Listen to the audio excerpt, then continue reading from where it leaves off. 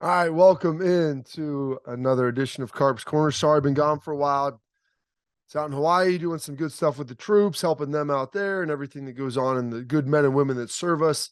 We're out there with for an armed forces entertainment tour. Truly remarkable, truly changing experience. Long flight to Hawaii, very long flight, and love traveling everywhere within our beautiful 50 states. Love going to the Caribbean, which is nice. If I can stay in America, it's even better. Hawaii, awesome, very beautiful. And just was on, Honolulu, Waikiki, nothing crazy. Didn't get a chance to go to the Big Island or Maui, but went to all three bases out there. It'd be Schofield, Wheeler, Pearl. It was awesome. Talking to all the different men and women that serve. Tons of Buckeyes out there too. Went there. It's more of an NFL thing. Being with the Dallas Cowboys, people like that, but people do enjoy the Ohio State Buckeyes, and I will throw this out there since Captain David Hale is the captain of the second newest destroyer in the Navy, stationed out there in Pearl Harbor.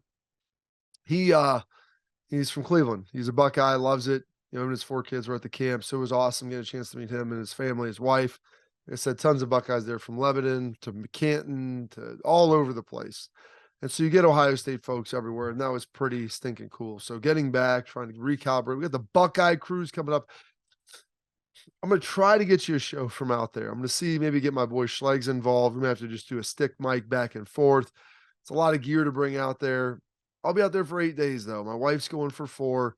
Uh, cool deal though. Now we got Coach Ryan Day is going to be on there, current head coach of Ohio State. Jim Tressel coming for the first time, which is awesome. My old coach.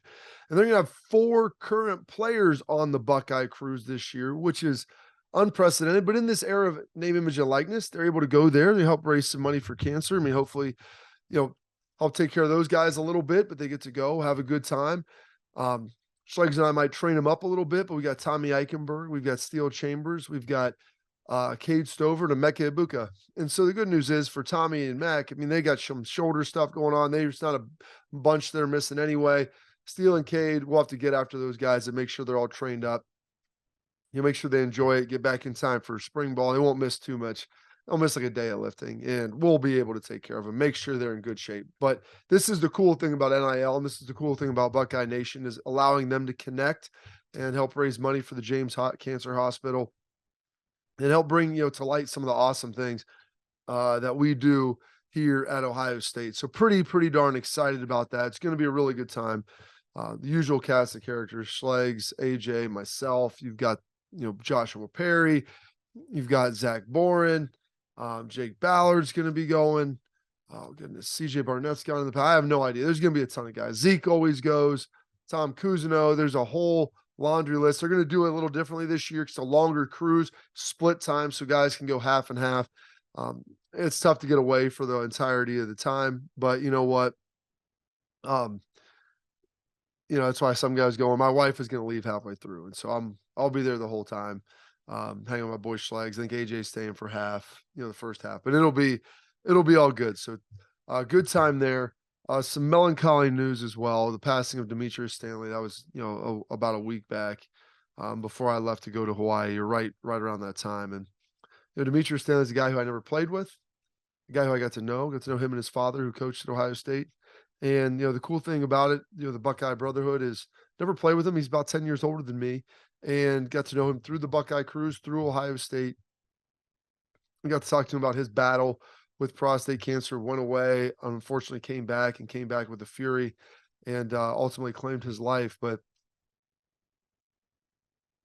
it's really cool getting a chance to get to know a guy who, and I got to get to know Joe Germain, Katzenmoyer, all these guys, Fickle and all the guys from that 96 Rose Bowl team, Pace and everybody, and just seeing them and knowing what they're all about now, and getting a chance to know them when I was sitting in my room as a young 5th, 6th grader, and watching those guys go out there and play so well and get a huge win against Arizona State in the Rose Bowl like that.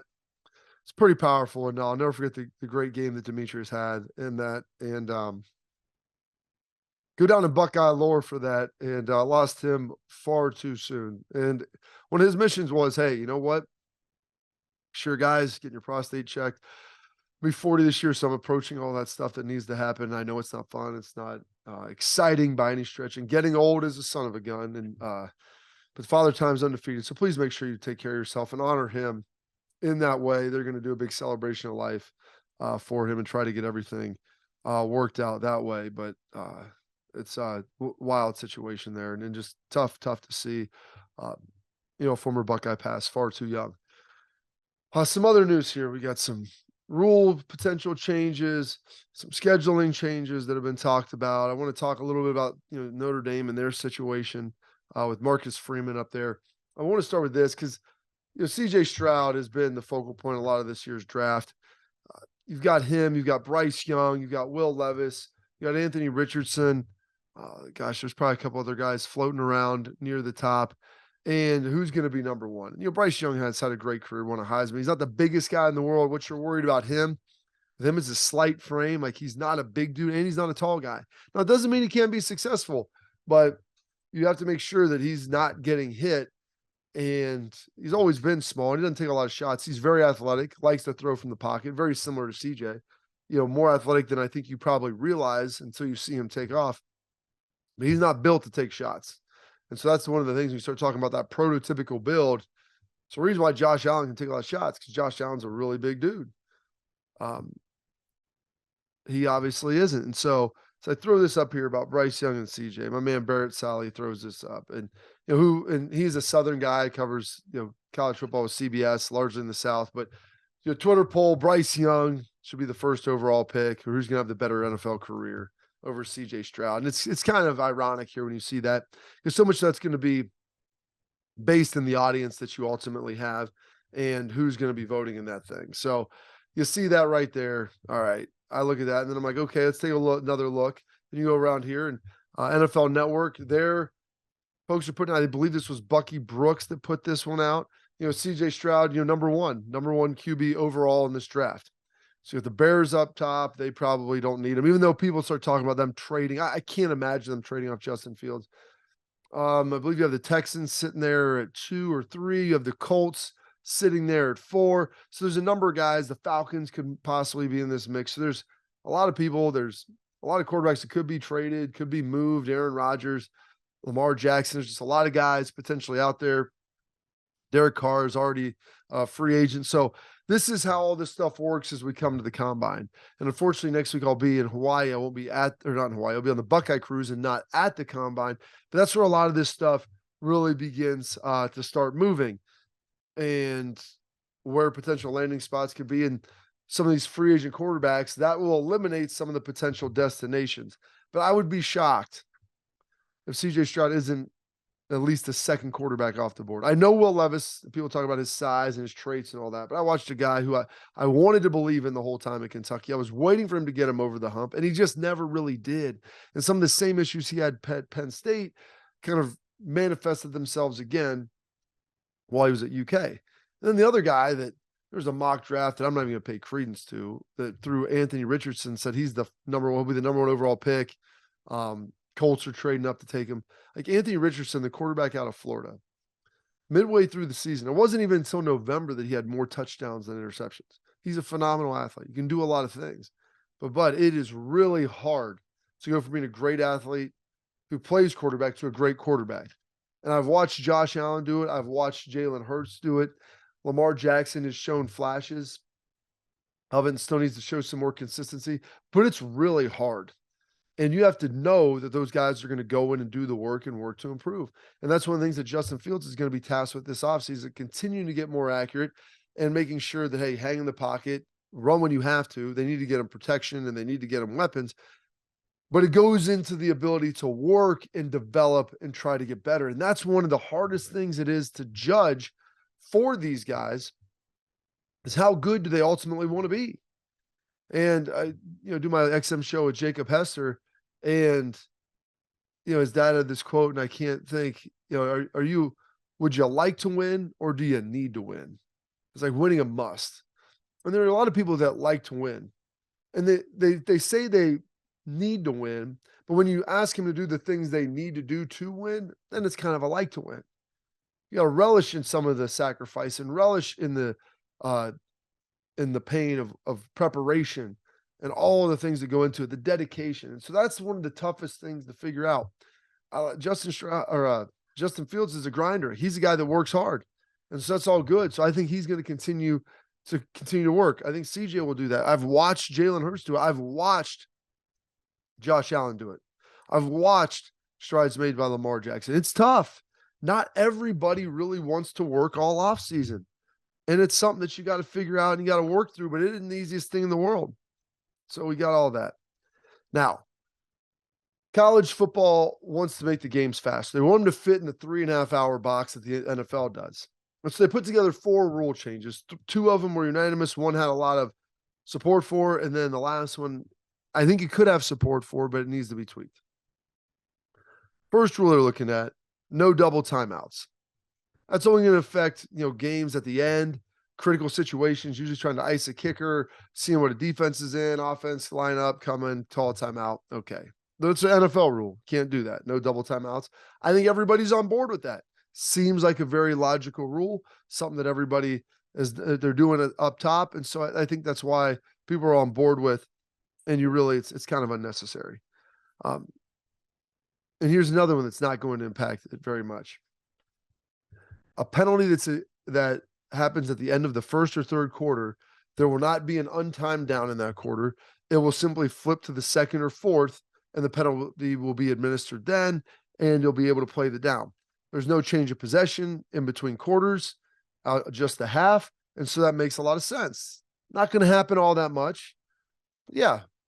So get some low-hanging fruit here. Get the easy stuff out of the way. That's an easy one. Now we get to another one. And this is something that's unique to college football. No clock stopping for first downs except for the last 2 minutes of the half or end of game. I love the differences between college football and the NFL. I love the fact that the hashes are wider, which makes it a different game.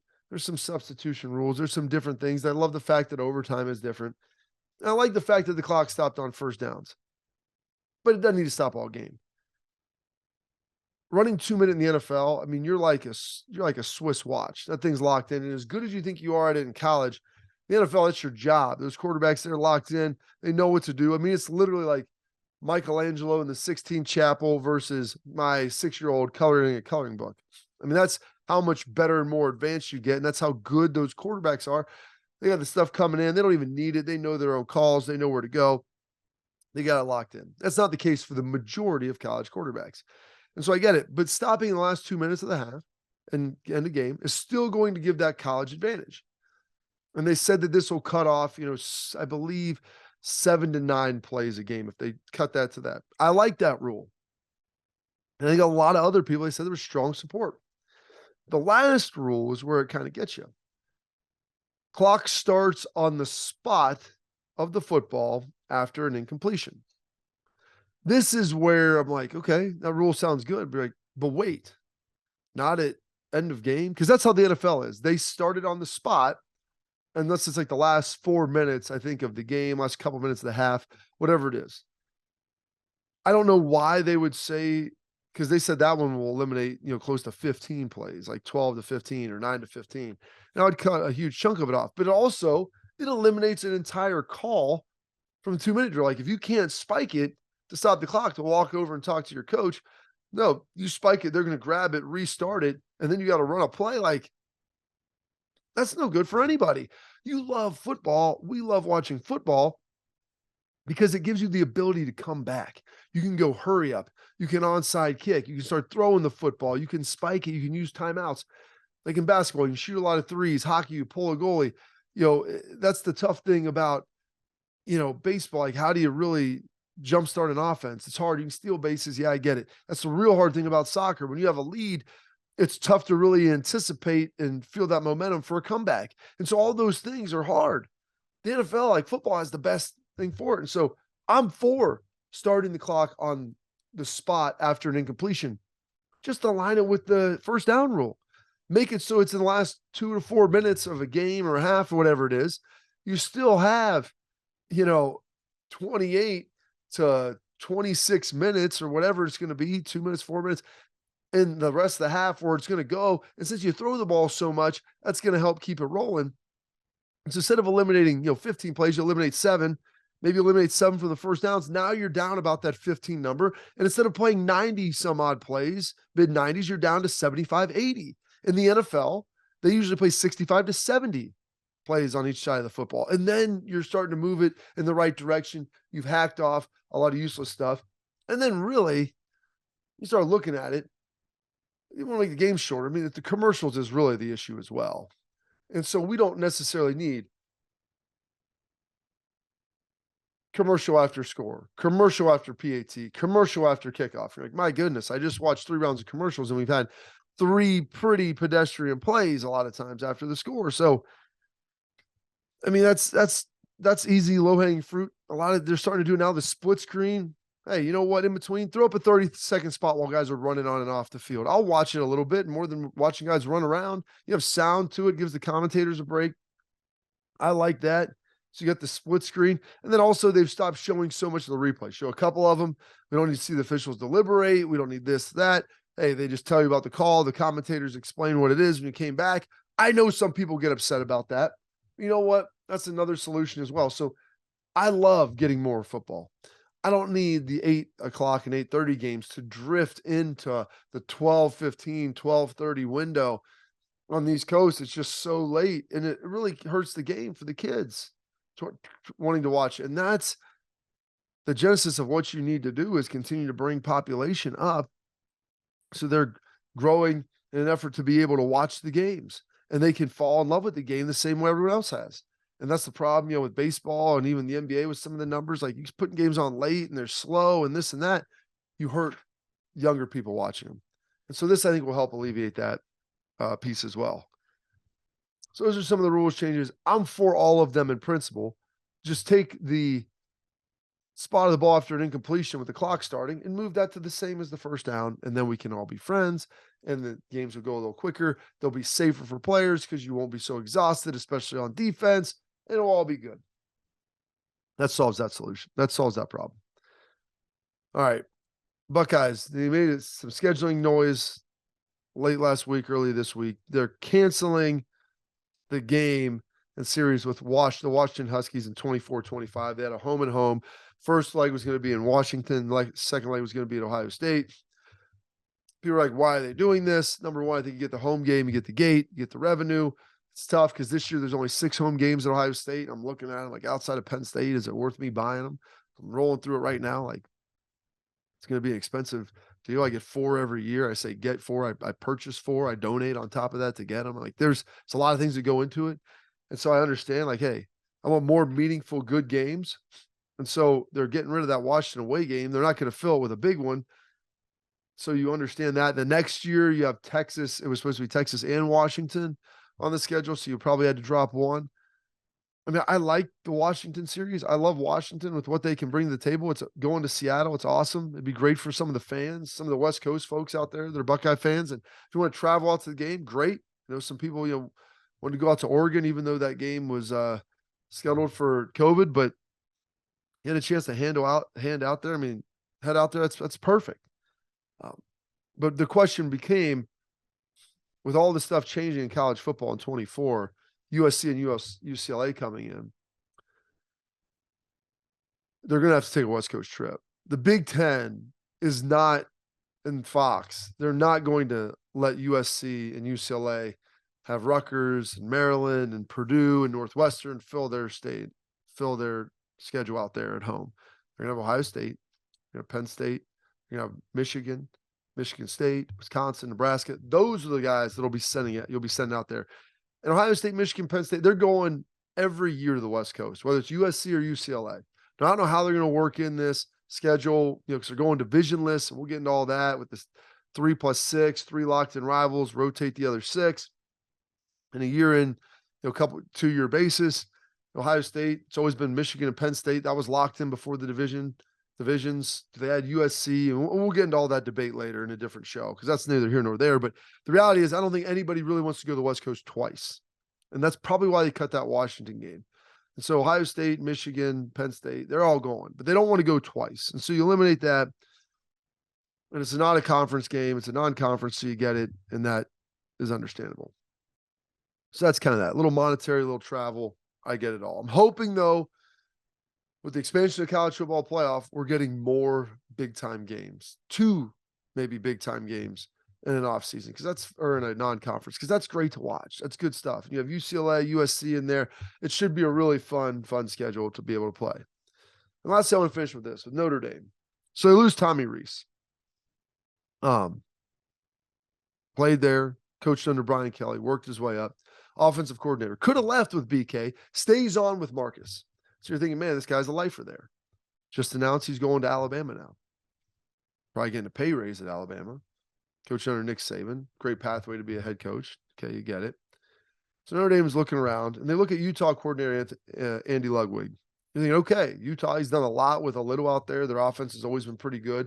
Seems like he's aligned with Marcus and what he would want to do. Came to South Bend and met with him. Then they end up moving off with him pretty quickly, and they hired their tight ends coach, Gerard Parker and Gerald Parker. And you know what? You're like, okay, he's worked with Marcus before. They're at Purdue together. Tight ends experience, wide receiver experience. You know, Sam Hartman's still committed. He's still coming there, their quarterback. But you look at Parker and you're like, okay, he was in-house hire. Like, if that's who you wanted, that's probably you met with first and you just hire. And then it comes out that Andy Ludwig at Utah had a $2 million buyout. And I began to ask myself this question, like, Notre Dame, you tell me you want to win. That's always been important to you. But you're not really upgrading your facilities the way you need to. And it doesn't appear you're really paying coaches. And I know that, like, there might be some pushback with the diocese and everything else that's going on. But if you want to play big boy football and compete with the Bamas and the Ohio States, the Georgias, USCs, Oklahoma, like Michigans, price on coaches cannot be an issue. And you got tons of money. It's not like it's a financial burden. So that's what I don't understand. And this is going to be really, really hard for Marcus Freeman to continue to win there if you can't maintain a good coaching staff. And that's the lifeblood. It's the recruiting. They appear to be getting NIL together, but you have to pay your coaches and you have to make things different for the players than the rest of the general student body population. And that's maybe not what Notre Dame wants to do. But if you want to be good at college football, that's the way it has to work now. And that's part of the reason I believe that Brian Kelly left, because that wasn't changing. And it doesn't look like this stuff's going to change. And you look at Bray, their basketball coach, he's leaving. Say he's not done coaching. People thought he was retiring. I think it's just, hey, it's really hard to be able to win if you're not going to invest in it the way that you're expecting us to win and the people around us are. And that's bad for Notre Dame. And they need to get that figured out. Because I like it when Notre Dame's good. I want to beat them, but I want them to win other games. And so that's kind of where we're at. And it's a little crazy right now, but you know what? They got to get that figured out. And I hope so for my friend Marcus' sake down there and make sure that he has every opportunity to win. Well, that's it for this edition.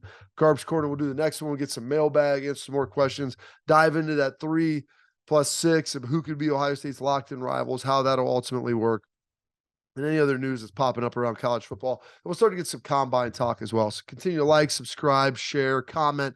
Love all of it. I appreciate everything as we continue to push through the offseason. We have some big announcements here for what's going on with this channel here too.